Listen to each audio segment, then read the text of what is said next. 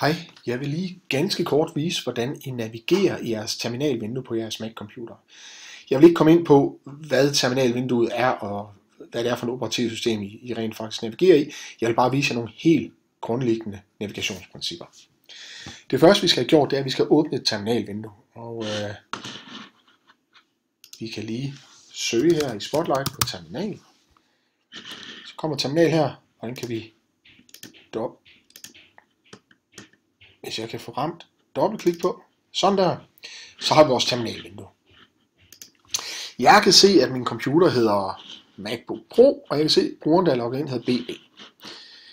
Hvis jeg gerne vil se, hvad den mappe indeholder, som jeg står i, så skriver jeg ls, trykker på Enter, og jeg kan se, at der er en forfærdelig masse mapper. Se, hvis jeg gerne vil navigere i det her, så kan jeg gå ind i en af de mapper, for eksempel Desktop, ved at skrive CD. Desktop CD, det står for Change Directory.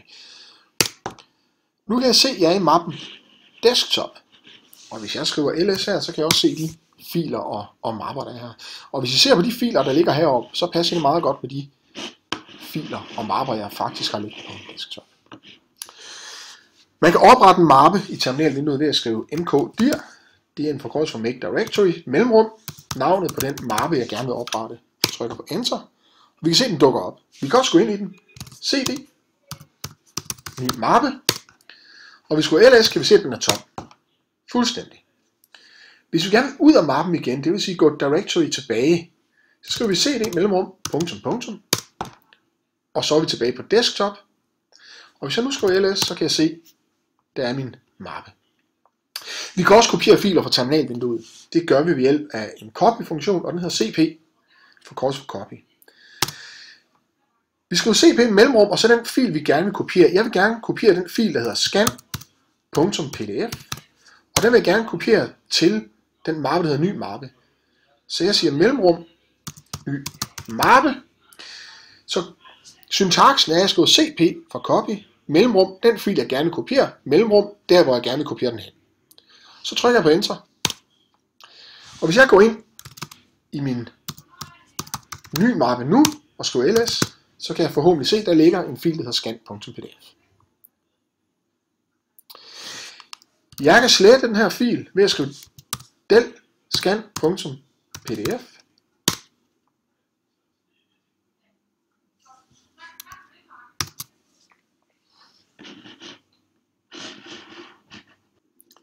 Undskyld, ikke del, men det er på Windows i DOS, men rm for remove scan.pdf. Og så skulle jeg forhåbentlig gerne se, at filen den er væk. Hvis jeg gerne vil slette mappen, som jeg oprettede, så kan jeg ikke stå i mappen og gøre det. Så jeg skal lige ud på min desktop, og så kan jeg skrive remove dir, ny mappe, og så er mappen væk.